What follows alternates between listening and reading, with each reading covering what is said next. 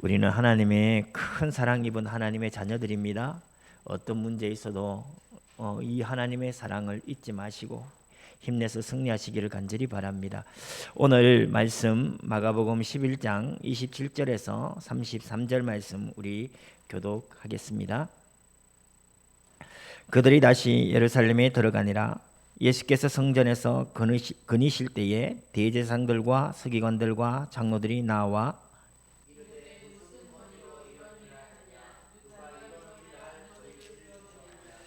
예수께서 이르시되 나도 한 말을 너희에게 물으리니 대답하라. 그리하면 나도 무슨 권위로 이런 일을 하는지 이르리라.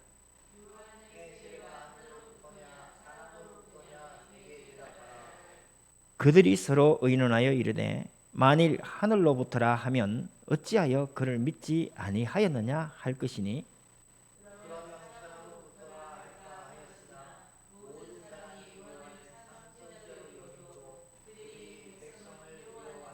같이 읽겠습니다.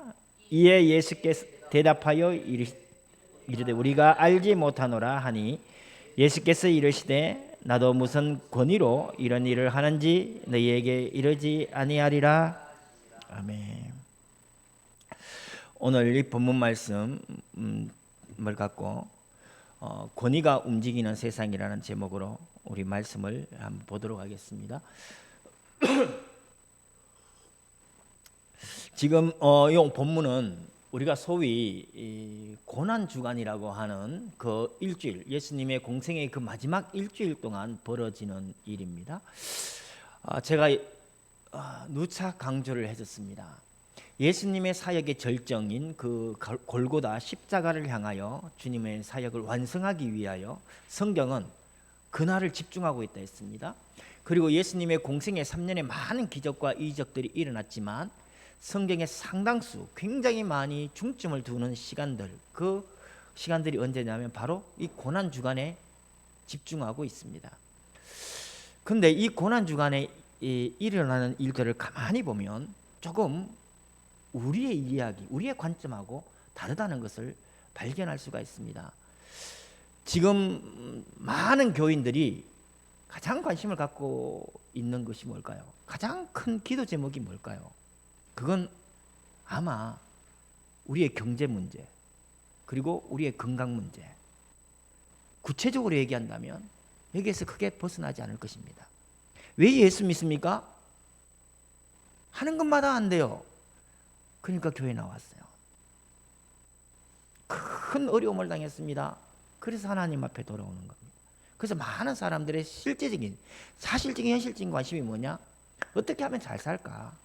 어떻게 하면 행복하게 살까? 어떻게 하면 건강하게 살까? 사실 우리의 관심은 여기에 있습니다. 그런데 성경이 중심으로 두고 있고 성경이 우리에게 진짜 가르치고 싶은 예수님의 그 사역, 그 절대적인 그 고난주간 일주일 동안 예수님의 사역은 보면 굉장히 우리의 생각과 다릅니다. 고난주간 이 일주일, 마가복음 11장에서부터 시작되어지는 15장간의 이 일주일은 예루살렘 성에서 있었던 예수님의 이야기입니다. 예루살렘 성에는요, 베데스다라는 연못이 있습니다. 그 베데스다라는 연못에는 많은 환자들이 모여 있습니다. 천사들이 한 번씩 그 연못에 내려온대요. 그들이 유대인들이 그렇게 믿고 있는 것입니다. 천사들이 한 번씩 내려오면 그 연못에 물이 요동을 칩니다. 그때 가장 먼저 그 연못에 뛰어든 사람은 무슨 병이든 낫는다는 이상한 믿음을 갖고 있었어요. 그래서 많은 환자들이 그 베데스다 연못에 있었습니다. 예수님도 그 베데스다 연못에 가셔서 38년 된 환자를 고치셨습니다. 그런데 예수님은 그 일주일, 이 고난주간 일주일 동안은 그런 것을 찾지를 않으셨어요. 예수님의 지금 고난주간 일주일 동안 행해지는 이야기들은 뭐냐면 지금 방금 보았던 대제사장과의 쓸데없는 논쟁 같아요. 나와는 별 관계없는 논쟁 같아요. 그 다음 이어져서 나오는 이야기들이 뭐냐? 바리새인과의 논쟁입니다. 사두개인들과의 논쟁이에요. 그리고는 예수님이 무슨 일을 당하셨냐? 제자들에게, 그 믿었던 제자들에게 배신을 당하시고 산헤드린 공회에서 정죄를 받고 본디오 빌라도에 의해서 사형이 결정되어지고 십자가로 갑니다. 그 예수님의 그 일주일은 굉장히 우리의 생각과는 조금 다른 일들을 하셨어요. 한번 생각해 보세요. 만약에 우리가 예수님과 같은 권능이 있다고 생각을 해보세요. 저 같으면 베데스다 가서 그 환자가 100명이 되든 200명이 되든 한꺼번에 나아라 그리고 다 낫게 하겠어요. 그럼 그 사람들이 어떻게 될까요? 예수님의 충실한 종들이 될 겁니다. 자기 목숨을 걸고 예수님을 따르려고 할 겁니다. 그럼 예루살렘 성은 어떻게 될까요? 대제사장이 말이 안 통해요. 바리새인들의 말이 안 통할 거란 말입니다. 통제불능이 될 거예요. 오직 예수님만 따르는 수많은 사람들이 추종할 것입니다. 근데 예수님은 그걸 포기하셨어요. 그걸 하지 않으셨어요. 본문 들어가기 전에 그래서 우리가 무엇에 중심을 둬야 되느냐? 지금 전 세계 교회들이 사실은 베데스다 연못에 예수님의 기적을 바라는 수많은 사람들처럼 교회를 찾고 있습니다. 그리고 그러한 수많은 기적과 이적을 쫓아서 신앙을 그것이 올바른 신앙이라 생각하고 살아가는 사람들이 너무나 많습니다. 그런데 성경의 중점은 거기에 있지 않습니다. 제가 기적과 이적을 불필요하다고 얘기하는 게 아니에요. 저는 부족하지만 저를 통하여 하나님께서 저는 권능이 없어요. 능력 없습니다. 그렇게 하나님 앞에 큰 종으로 엄청난 일을 해본 적도 없습니다. 그러나 하나님은 이 부족한 저를 통해서도 하나님이 하시고자 하시는 일이라면 우리나라 엘리트 의사들도 치유하지 못하는 불치병을 치유하시는 것을 저는 직접 내 인생을 통해 확인했어요. 이건 내 자랑이 아니라는 거예요. 내 부족한 능력을 통해서도 하나님이 하시고자 하시는 일이 있다면 그것을 행하시는 것입니다. 그러나 그것이 예수님 사역의 최종적인 목적이 아닌 것입니다. 지금 오늘 대제사장과의 이 논쟁은 바로 직전의 이 이야기와 연결되어집니다. 대제사장의 관점에서 보면 어떤 한 시골 촌동네 청년이 예루살렘에 낙이 타고 들어왔어요. 수많은 사람들이 그를 따르면서 호산나 호산나 외쳤습니다. 다윗의 자손이라 외쳤어요. 그리고 나서 성전에 와서 한 일이랑 황당한 일을 했습니다. 제사 드리기 위해서 양과 염소를 매매를 해야 되는데 팔고 사야 되는데 그것을 못하게 하는 거예요. 성전에 헌금하기 위해서는 돈을 바꿔야 되는데 그것을 못하게 해요. 다 쫓아버립니다. 그리고 나서 지금 이야기가 이어지는 것입니다. 무슨 권위로 이런 일을 하느냐, 누가 이 일을 할 권위를 주느냐, 이 이야기는 바로 이 이야기, 예수님이 이 사건을 두고 얘기하는 겁니다. 성도 여러분, 오늘 우리 이 이야기가 나와 전혀 관계없는 얘기가 아니에요. 우리의 영혼과 관계되어지는 것이고 우리의 영생과 관계되어지는 것이고 이 세상에서 온전한 하나님의 신령한 축복과 관계되어지는 굉장히 중요한 것입니다. 비록 우리 몸이 원하는 돈의 문제가 아니고 우리 몸이 원하는 떡의 문제가 아니고 옷의 문제가 아니고 집의 문제가 아니라 할지라도 이것은 완전한 신령한 복과 우리의 영생의 복과 관련되어진 너무나 중요한 문제인 것입니다. 그래서 주님이 쓸데없이 대제사장과 논쟁한 게 아니에요.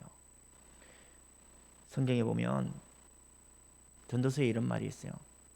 이전에 있었던 것이 지금도 있다고 했습니다.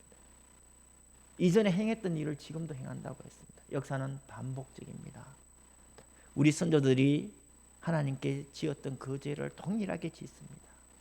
지금 우리도 하나님께 동일하게 그 죄를 지어갑니다. 그 심각한 하나님과의 그 관계를 깨트리는 죄악이 누구를 통해 일어나느냐? 바로 영적인 지도자들을 통해서 일어난다는 것입니다. 제가 부족하지만 설교하는 이 한마디가 우리 교회에 영향을 미치잖아요. 대한민국에는 10만이 넘는 성도들이 모이는 교회가 여러 대 있습니다. 그 담임 목사 한마디에는 10만의 성도들이 움직입니다. 어마어마한 영향력을 미치는 것입니다. 주님의 이 마지막 일주일 중에 첫 번째 굉장히 주님이 중요하게 여기셔서 지금 이것을 기록하게 하셨어요. 그 대상이 누구였냐면 바로 종교 지도자들입니다. 여기 보니까 대제사장들, 서기관들, 장로들 이렇게 나와 있어요. 그죠? 종교 지도자들입니다. 이 종교 지도자들이라니까 지금 현재 목사만을 얘기하느냐, 우리 모두는 다 하나님 앞에서 제사장입니다. 각자의 현장에서는 거룩한 제사장으로서 살아야 될 하나님의 신실한 종들입니다. 맞습니까? 그러니까 이 말씀을 목사 한 사람에 의해서 에게 주어진 말씀이 아니라 성도된 우리 한 사람 한 사람이 우리의 현장 가족과 그리고 우리의 사업의 현장에서 제사장적 사명을 살아야 될 성도에게 주어진 말씀인 것입니다. 이 말씀을 잘 붙들고 승리하시기를 간절히 바랍니다. 먼저 제목에서 말씀드렸다시피 권위가 움직이는 세상입니다. 제가 중점적으로 생각하는 이 단어가 엑수시아라고 합니다. 헬라어로 권위라고 합니다. 이 권위는 위로부터 주어진 권한을 얘기합니다. 쉽게 얘기하면 자격이 되어지는 것입니다. 자격. 또 한 단어가 있는데 듀나미스라는 단어가 있습니다. 이것은 능력을 얘기하는 것입니다. 제가 옛날에 처음 운전을 할 때 운전을 했는데 그때 스틱이었어요. 오토가 아니었어요. 운전면허증이 있어요. 운전을 하는데 자꾸 꺼지는 거예요. 자꾸 꺼져. 운전면허증이 있어서 운전을 하는데 자꾸 꺼져요. 그래서 도로 한복판에서 도저히 안 돼서 차를 세웠습니다. 길가로 몰아서 세웠어요. 그리고는 제 매제한테 전화를 했어요. 좀 와서 끌어달라. 근데 제 매제는 차는 잘 몰아요. 근데 운전면허증이 없어. 이런 거예요. 엑수시아 권한을 얘기합니다. 그러나 듀나미스 능력이 되어야 되는 겁니다. 그죠? 예. 의사 자격증이 있다고 해서 유능한 의사는 아닌 것입니다. 의사 자격증이 있지만 유능한 의사와는 또 다른 것입니다. 오늘 여기에서 권한을 얘기합니다. 왜 권한을 얘기할까요? 대제사장들은 듀나미스가 없어요. 능력이 안 된다는 겁니다. 사람으로부터 받은 자격은 되어져요. 대제사장이라는 호화스러운 그 이름에 걸맞는 옷을 입고 그러한 뭔가 일을 하는 것 같아요. 그러나 그 모든 것은 하나님으로부터 권한을 받고 하나님의 능력으로 해줘야 되는데 듀나미스가 없어요. 지금 이 시대 우리를 살펴봐야 돼요. 성도라는 그 귀한 이름, 얼마나 존귀한 이름입니까? 엑수시아는 있는데 듀나미스가 없는 삶을 살진 않느냐. 우리가 돌아봐야 되는 거예요. 이 마지막 시대 참으로 우리는 그 고난에 합당한 능력으로 권능으로 살아야 되는데 우리는 그러지 못합니다. 자기의 자격을 드러내요. 능력도 되어지지 아니하면서 자기의 자격을 드러냅니다. 그렇게 겉보기 신앙으로 살아가는 수많은 성도들과 수많은 목사들, 수많은 종교 지도자들이 이 마지막 시대에 많은 사람들을 미혹하고 유혹하는 것입니다. 그래서 말세를 살아가는 우리 성도들에게 이 말씀은 너무나 중요한 것이고 이 시대를 바라볼 때 나를 바라보고 세계를 바라보고 교회를 바라보면서 우리를 경계해야 되는 아주 중요한 말씀이다. 저는 이렇게 생각을 합니다. 이 대제사장들 했잖아요. 원래 성경적인 말씀, 성경의 제사장직은 대제사장들이라고 할 수가 없어요. 왜냐하면 성경의 대제사장은 종신직이기 때문에 그래요. 그가 제사장으로 대제사장 임명받으면 그가 죽을 때까지 대제사장이에요. 그가 죽고 나서야 그의 후임자가 아론의 직계 후손들이 대제사장이 되어지는 것입니다. 그러니까 대제사장들이란 단어는 성경적이지 않은 것입니다. 그런데 대제사장들이 있었어요. 예수님 당시에 가야바라는 사람이 있었어요. 그 사람도 대제사장이었습니다. 지금 현재 예수님이 지금 마가복음 11장의 이 상황, 예수님이 십자가를 지는 이 상황에서 대제사장은 안나스라는 사람이에요. 이 사람은 가야바의 사위입니다. 대제사장들이 있었어요. 이들은 사두개인 중에서 선출된 사람들이에요. 그게 하나님의 방법이 아닌 인간의 방법으로 그들은 조직을 만들었습니다. 그리고 자격을 주었습니다. 그리고 하나님의 일을 하게 만들었습니다. 그리고 그 자격이 정당화되어졌습니다. 이것을 보고 저는 이런 생각을 해요. 이거 머나먼 다른 사람의 이야기, 저 높은 곳에 정책을 입안하고 실행하는 아주 높은 사람들의 이야기, 그런 사람들의 이야기가 아니에요. 우리 일상 속에서도 동일합니다. 성경에 이런 말씀이 있어요. 악한 일을 하는데 하나님의 징계가 속히 이루어지지 않아요. 악한 일에 관한 징벌이 속히 실행되지 않으니까 우리 사람들은 어떻게 생각하느냐? 우리 마음이 담대해집니다. 만약에 거짓말을 하면 피노키오처럼 코가 막 자라난다고 합시다. 그러면 우리 거짓말 하겠어요? 표가 나는데 만약에 도둑질을 하는데 손가락이 막 부러진다고 생각을 해보십시다. 그러면 거짓말 하겠어요? 아니겠죠. 근데 우리가 거짓말을 할 수 있고 도둑질을 할 수 있고 살인을 할 수 있고 속일 수 있는 이유는 하나님의 징벌이 속히 바로바로 즉각적으로 일어나지 않는다는 거예요. 그러니까 우리의 마음이 어떻게 되냐? 담대함을 얻습니다. 담대함을 얻어요. 그리고는 점점점 그 생각이 진화합니다. 어떻게 생각을 하냐? 사람이 자기 행위를 볼 때 옳다라고 생각을 합니다. 비록 지금 대제사장은 하나님의 방법이 아닌 자기들의 임의로 인간적인 방법으로 대제사장직이라는 이 성전 시스템을 새로 만들었습니다. 그러나 그 시간에 하나님께서 바로 즉각적으로 징벌하지 않아요. 그 시간 속에 바로 하나님이 잘못하였다 책망하지 않아요. 그러다 보니까 자기들은 점점 마음이 담대해지고 그리고 자기 생각이 옳다라고 믿어갑니다. 어느 때까지 가느냐? 복음을 방해하는 것이 하나님의 일이다라고 착각하고 그것이 옳다라고 생각을 해버립니다. 이것이 비록 지금 예수님께서는 대제사장과 서기관들과 장로들을 대해 말씀하시지만 우리 속에 남아있다는 것을 잊지 말아야 됩니다. 지금 현재 무엇보다도 큰 교회를 이끌어가는 목사들과 소위 종교 지도자라고 하는 저를 비롯한 모든 목사들과 그리고 개교의 장로들과 성도들은 우리 심령 속에 있는 이런 나를 정당화하려는 이 본성을 깨뜨려 봐야 돼요. 그래서 제 설교가 굉장히 마음이 즐겁게 받기에는 힘들어요. 늘 나의 죄악된 본성을 보자 이야기를 하니까. 그런데 저는 우리가 이렇게 내 죄악된 본성을 살피고 하나님의 은혜를 구할 때에라야만 하나님이 주시는 그 온전한 복을 누릴 수가 있는 겁니다. 하나님은 우리에게 엄청난 축복을 약속하셨어요. 그런데 내 죄악된 본성을 내가 깨뜨려 보지 않고 내가 그것을 살펴보지 않으면 그 하나님의 엄청난 그 축복이 저주가 되어져 버립니다. 말라기서에 하나님이 그러셨어요. 누가 이 성전 문을 닫을 자가 있었으면 좋겠다. 얼마나 하나님께서 솔로몬의 성전이 세워질 때 하나님이 얼마나 기뻐하셨냐면 내 마음이 여기에 있다. 내 눈과 내 마음을 여기에 두겠다고 항상 여기에 있겠다고 약속하셨어요. 그런데 주님께서는 말라기에 가서 이 성전 문을 닫을 자가 있었으면 좋겠다고 얘기를 해요. 그러면서 내가 부은 이 축복, 내가 너희들에게 준 이 축복을 저주하겠다라고까지 주님은 말씀하십니다. 하나님이 주신 이 축복이 언제나 우리의 축복이 되어지기 위해서는 내 속에 숨어있는 이 탐욕을 우리가 봐야 되는 것입니다. 내가 자격이 있다라고 생각한다면 우리는 그 탐욕의 종이 되어질 것입니다. 우리는 자격이 없어요. 그래서 누가복음 17장에서 예수님은 이런 비유를 하십니다. 너희들은 종이다. 종이 바깥에서 밭에서 일을 하고 나서 집 안에 들어왔어요. 그러면 주인이 시키는 일을 또 할 것 아닙니까? 그죠?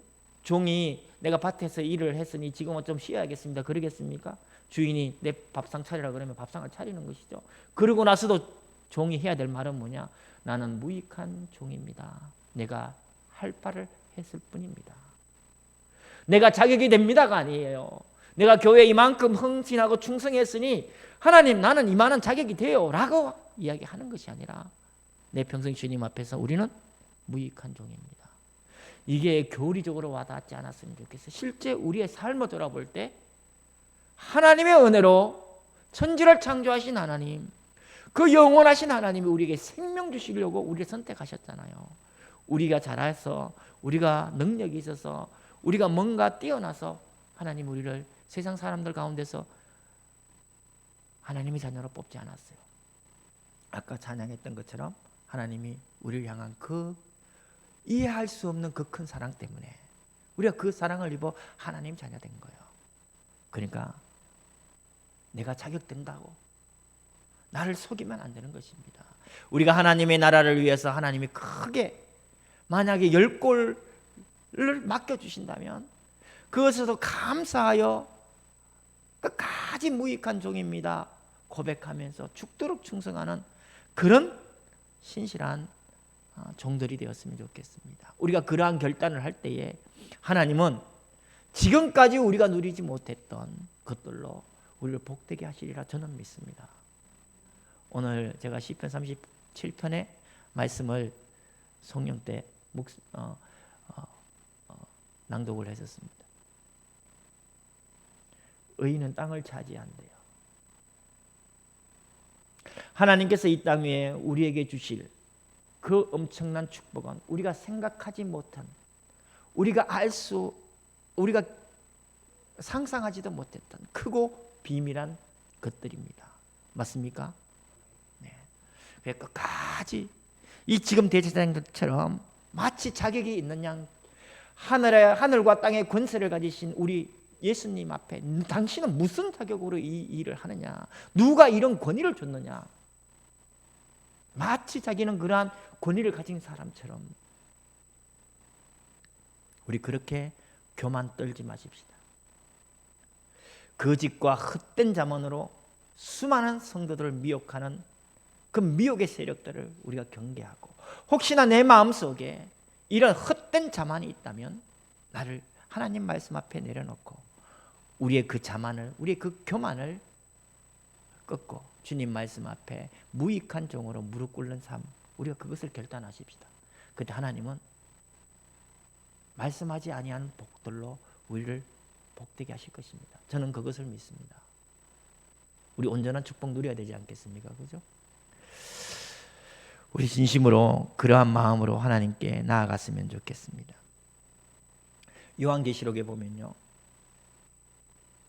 자칭 사도라는 자, 자칭 유대인이라는 자, 자칭 선지자라 하는 자들이 미혹한다고 말씀하셨어요. 예수님도 거짓 선지자를 얘기했고 거짓 그리스도를 얘기했습니다. 사도 요한은 적 그리스도를 얘기했어요. 이 마지막 시대에 그러한 자들이 활동을 합니다. 요한계시록 13장에 보면 땅에서 올라온 짐승이 있습니다. 제가 잠시 말씀을 드렸지만 땅에서 올라온 짐승이 세상 나라를 얘기하는 거예요. 세상 나라를 대표하는 한 사람이 되어질 수도 있습니다. 그 다음에 바다에서 올라온 짐승입니다. 세상 나라를 대표하는 거예요. 땅에서 올라온 짐승이 그 세상 나라 그 짐승을 숭배하게 만듭니다.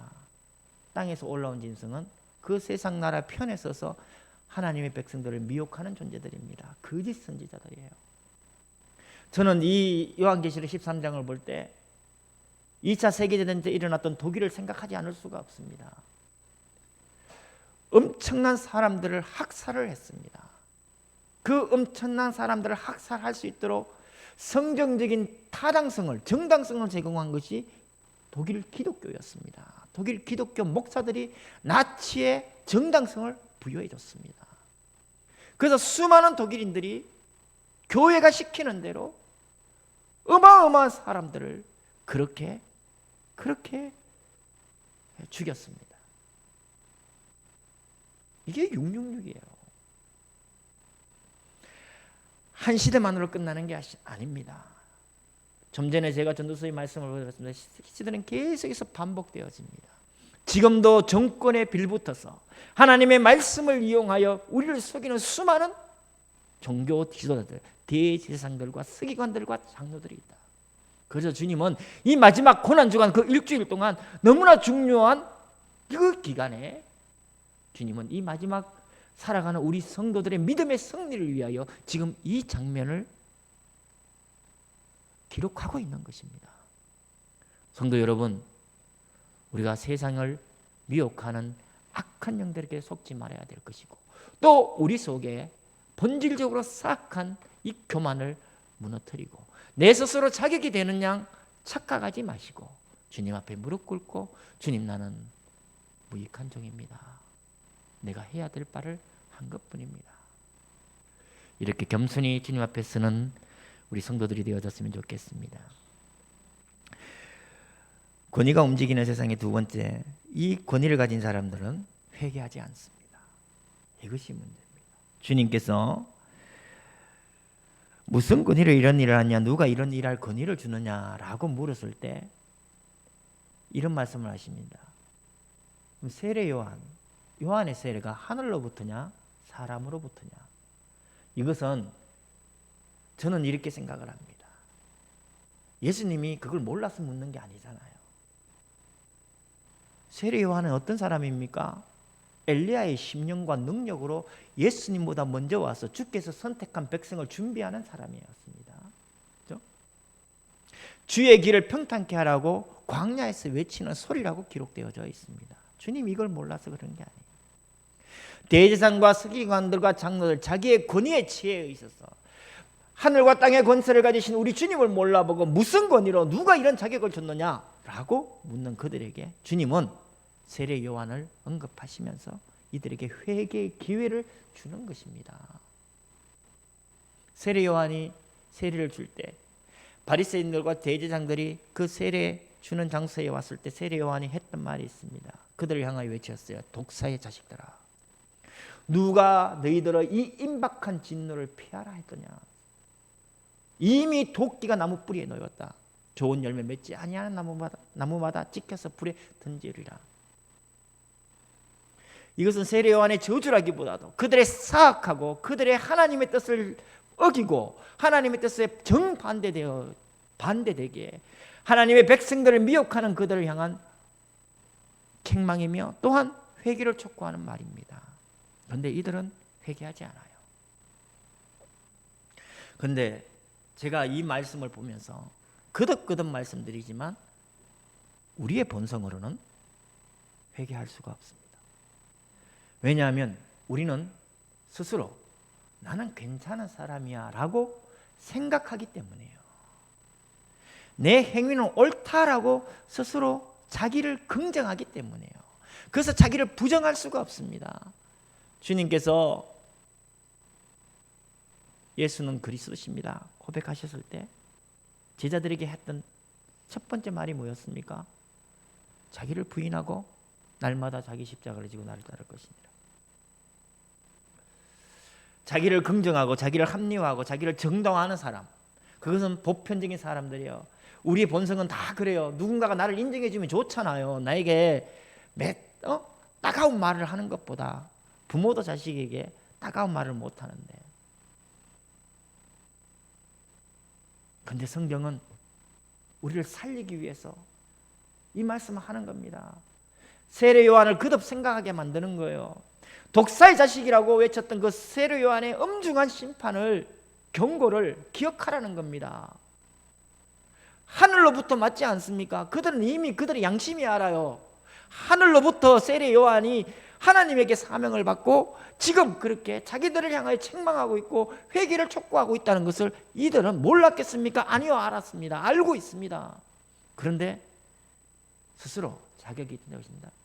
스스로 엄청난 위엄이 있는 옷을 입었어요. 화려한 옷을 입었습니다. 그게 걸맞는 관을 썼어요. 많은 사람들이 그를 수종하며 따르고 있습니다. 대제사장님, 장로님.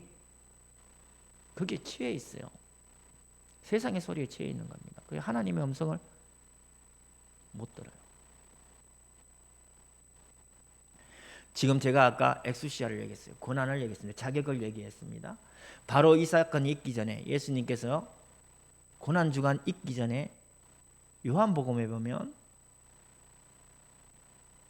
나사로를 살리는 사건이 나옵니다.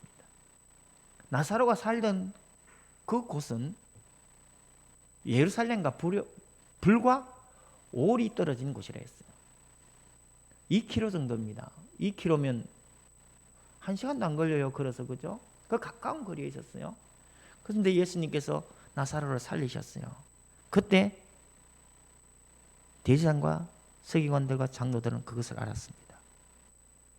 근데 그들이 그 권능을 보고 인간이 할 수 없는, 하나님만이 할 수 있는 유사일에 그 어떤 인간도 죽은 자를 살린 경험이 없는데, 그런 일이 벌어지질 않았는데, 그 일이 벌어졌는데 그럼 그들은 어떻게 했어야 되나요? 그 권능을 봤어요. 회개했어야죠. 아니에요. 그들의 반응은 뭔지 아닙니까? 예수를 죽여야겠다. 예수만 죽이는 게 아니라 다시 산 나사로도 죽여야겠다. 성도 여러분, 다시 한번 말씀드립니다. 이것은 대제사장의 사악한 죄악만을 얘기하는 게 아니에요. 우리 속에는 복음을 대적하려고 하는 우리의 본성이 있어요. 나를 내세우려고 하는 본성이 있습니다. 우리 그것을 깨닫자는 겁니다. 제가 거듭 말씀드리는 것은 다시 한번 말씀드리지만 우리가 죽지 아니하고서 이러한 탐욕과 우리의 본성을 우리가 깨닫지 아니하고서는 온전한 복을 누리지 못합니다. 하나님이 주시는 그 복을 우리가 저주가 되게 사용할 것입니다. 이제 하나님은 우리를 통해서 엄청난 일을 만약에 계획했다고 한번 상상을 해보십시다. 그러나 우리의 이 죄악된 본성으로 그것을 온전히 누릴 수 있겠어요? 아니에요. 진짜 하나님 앞에 내 거 다 내려놓고 하나님의 은혜만을 구하는 그런 심령으로 우리가 새로운 사람으로 새롭게 창조되어지지 아니하고서는 세상 흐름에 휩쓸려서 살아갑니다. 세상의 장로들처럼, 세상의 목사들처럼 우리는 그렇게 현실을 추구하며 거기에 만족하고 그렇게 살아갈 것입니다. 우리 오늘 이 장면을 통해 가지고 우리 진짜 결단해 보십시오. 우리 내 속에 있는 죄악된 본성을 살펴보고 진짜 하나님 앞에 겸손히 내려놓고 무익한 종으로 하나님의 은혜만을 구하는 종으로 우리 진심으로 그렇게 결단하고 살아갈 때 하나님이 우리를 복 주시는지 안 주시는지, 저는 우리를 통해서 내 인생을 통해서 내 자식들이 복음을 받으면 좋겠어요. 하나님의 능력을 받으면 좋겠습니다. 그리고 우리 자식들은 우리보다 더 크게 하나님의 일을 위하여 더 낮은 자세로 충성된 일꾼으로 그렇게 세워져 갔으면 좋겠습니다. 하나님은 그 축복을 우리에게 주시기 위하여 지금 저는 이 본문을 주셨다 나는 믿습니다. 회개하지 않는 그 완고함, 우리 그거 꺾어야 됩니다. 로마서 2장 5절, 그 고집과 회개하지 않음이 하나님의 진노가 임하는 그날 우리에게 진노를 샀는다 했습니다. 하나님의 심판이 임하는 그날에 우리에게 임할 진노를 샀는다고 하셨어요. 하나님이 이렇게 제공할 때 제가 이렇게 선포하시는 이 말씀을 듣고 다시 한번 우리 속을 살펴보고 우리의 내면을 살펴보고 하나님 말씀에 순종하는 그런 삶을 우리가 누렸으면 좋겠습니다. 그리고 권위에 취한 사람들은 세 번째로 32절에 보니까 그러면 31절에 서로 의논하되 만일 하늘로부터라 하면 어찌하여 그를 믿지 아니하였느냐 할 것이니 그러면 사람으로부터 할까 하였으나 모든 사람이 요한을 참 선지자로 여김으로 그들이 백성을 두려워하는지라 했어요. 세상의 권위에 그것을 추구하고 거기에 가치를 둔 사람들은 하나님보다 사람을 의식합니다. 하나님보다 사람을 의식해요. 입으로는 하나님 앞에 있다고 하지요. 입으로는 하나님 앞에 있다고 해요. 그러나 그 속은 사람을 의식합니다. 하나님보다 사람을 두려워합니다. 사도행전 4장에서 베드로가 산헤드린 공회에 잡혔습니다. 그 공회에 잡혀서 사람들 앞에서 그들 말 한마디면 종교재판으로 죽음을 면할 수가 없어요. 그때 성령이 충만한 베드로는 이렇게 얘기합니다. 하나님 앞에서 너희 말을 듣는 것이 옳은지 판단하라. 베드로는 끝까지 하나님 앞에 섰어요. 자기를 죽이려고 하는 사람 앞에 선 것이 아니라 하나님 앞에 섰습니다. 우리 마찬가지입니다. 사람을 두려워하는 것이 아니라 하나님 앞에서 하나님을 두려워합니다. 그래서 우리 라틴어 하나 알고 가십시다. 코람데오라고 하는 거예요. 하나님 앞에서. 우리 코람데오의 신앙을 가지십시다. 사람 앞에서가 아닌 하나님 앞에서, 사람의 눈치를 살피는 자가 아닌 하나님 앞에서 하나님의 뜻을 추구하는 삶.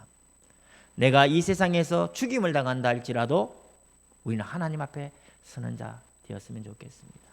우리가 진심으로 이러한 결단을 할 때에 하나님이 우리를 통하여 이 마지막 시대에 성경적인 축복을 주시는지 안 주시는지 우리 살펴보자. 우리 인생을 통하여 그러한 정인으로 하나님이 이끌어 가시는지 아닌지 우리가 드러내보자. 저는 하나님이 우리를 그렇게 사용하실 줄로 믿습니다. 고린도전서 9장에는요 사도의 권리에 관한 얘기가 있어요. 사도 바울이 한 이야기입니다. 지금 대제사장들은 자기가 권리가 있는 양, 자격이 되는 양, 하늘과 땅을 창조하신 주님 앞에, 하늘과 땅의 권세를 가지신 주님 앞에 무슨 자격으로, 누가 이 자격을 줬느냐, 누가 이 권위를 줬냐 외쳤는데 사도로 부름받은 바울은 우리 한번 찾아보십시다. 찾아보시는 게 나을 것 같아요. 9장 18절입니다. 고린도전서 9장 18절. 고린도전서 9장 18절입니다.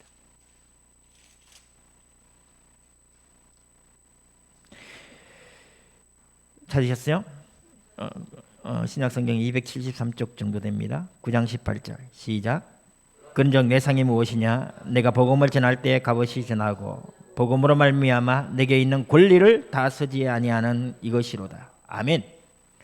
복음으로 말미암아 내게 있는 권리를 다 쓰지 아니하는 것이다. 우리 모두가 이 말씀을 마음에 담으십시다. 사람들은 이렇게 얘기해요. 목사님 카리스마가 있어야 된다고, 근엄해야 된다고, 위엄을 갖춰야 된다고. 저는 상당히 많이 틀렸다라고 생각합니다. 우리 주님 위엄 갖추지 않았어요. 우리 주님 근엄하지 않으셨어요. 사도 바울도 그랬습니다. 자기의 권리를 다 쓰지 않겠노라고. 우리 사도행전 9장 27절입니다. 고린도전서 9장 27절입니다. 같이 읽겠습니다. 시작. 내가 내 몸을 쳐 복종하게 함은 내가 남에게 전파한 후에 자신이 도리어 버림을 당할까 두려워함이로다. 고린도전서 9장 27절. 지금 사도 바울이 얘기하는 겁니다. 내가 내 몸을 쳐 복종하게 한다. 제가 지금까지 오늘 본문 말씀을 통하여 우리의 내면을 살피자고 했습니다. 내 속에 있는 죄악의 본성을 살피자고 했어요. 그래서 사도 바울은 내 몸을 쳐 복종하게 한다 했어요. 내 몸을 친다라고 했습니다. 우리가 그러한 시간을 가져야 되고 우리는 늘 그러한 삶을 살아야 되는 것입니다. 나를 자격이 있다고 내세우는 것이 아니라 내 몸을 쳐야 되는 것입니다. 그리고 내가 남에게 복음을 남에게 전파한 후에 자신이 도리어 버림을 당할까 두려워함이라 했습니다. 사도 바울이 구원받지 못할까 봐 두려워하는 것이 아니지 않습니까? 사도 바울은 삼층천을 봤다고 했습니다. 내가 몸 안에 있는지 몸 밖에 있었는지 모를 정도로 하나님의 나라를 보고 온 사람이었습니다. 그 누구보다도 구원에 대한 확신을 갖고 있던 사람이었어요. 그런데 내가 버림을 당할까 두려워한다. 이 말은 내 속에 있는 주님 다시 오셔서 내가 온전한 몸으로 신령한 몸으로 주님 앞에 서는 그날까지는 우리 모두는 다 죄악의 본성을 갖고 살아가는 존재들입니다. 지금 사도 바울은 그 이야기를 하는 거예요. 목사의 한마디 한마디가 다 100% 진리인가요? 아니에요. 제가 얼마나 많이 실수를 하는데 큰 교회 목사들도 전부 다 많은 실수를 합니다. 엄청난 실수를 해요. 그래서 우리는 날마다 주님 앞에 처 복종해야 됩니다. 지난주 말씀처럼 많이 받은 자에게 하나님은 많이 달라 요구하실 것입니다. 많이 맡은 자에게 많은 것을 요구한다고 말씀하셨어요. 내 몸을 쳐 복종하게 하는 삶, 이것이 사도의 권리를 다 쓰지 아니하고 오히려 더 낮은 자세로, 오히려 내가 남에게 복음을 전파한 후에 버림을 당할까 두려워하는 그 낮은 자세로, 내 속에 있는 죄악의 본성을 끝까지 경계하는 자세로 사도 바울은 그렇게 갔습니다. 그렇게 살았어요. 그것이 진짜 성령 인도받는 하나님의 백성입니다. 많은 목사님들이 주 예수를 믿으라 그리하면 너와 내 집이 구원을 얻으리라. 이 말씀을 붙들고 우리가 예수를 믿었으니 우리는 구원받았다 하고, 그랬으니 천국이 보장되어졌고 끝난 것처럼 얘기합니다. 성경을 반만하는 겁니다. 하나님의 입장에서는 하나님이 선택한 그 사람은 절대 버리지 않습니다. 맞습니다. 그러나 우리 인간은 구원을 이루어 갑니다. 오늘 하루하루의 삶에 하나님의 말씀과 세상 속에서의 내 욕망, 우리는 늘 그것을 선택하며 살아야 되지 않습니까? 우리가 선택하는 모든 것이 하나님의 뜻입니까? 오늘 사도 바울의 말씀처럼 나를 저 복종하게 하는 삶, 진짜 이러한 삶을 우리가 결단할 때에 대제사장과 서기관들과 장로들이 예수님 앞에 무슨 권위로 무슨 자격으로 마치 자기가 뭔가 되는 양 이렇게 하는 그러한 교만, 그러한 헛된 자만을 우리가 멀리하게 될 것입니다. 성도 여러분, 우리는 분명히 이러할 때에 이러한 삶을 우리가 내 속에 있는 죄악의 본성을 돌아보며 경계하며 세상의 미혹을 우리가 주의할 때에 하나님은 우리에게 이 마지막 시대에 하나님의 백성이 누리는 온전한 축복으로 우리 이끌어가실 줄로 믿습니다. 우리 그 축복을 기대하면서 이번 한 주간도 말씀 붙들고 승리하시기 바랍니다. 우리 같이 기도하겠습니다. 기도합시다. 하나님 아버지, 강단을 통하여 성취될 말씀을 주심에 감사드립니다. 스스로 권위를 내세우며 자기를 정당화하고 지위를 이용하여 자신의 탐욕을 채웠던 대제사장들의 삶을 나 자신 속에서 돌아보게 하소서. 오직 우리는 사람 앞에 인정받기보다 산자와 죽은 자를 심판하실 하나님 앞에 두려움으로 서게 하소서.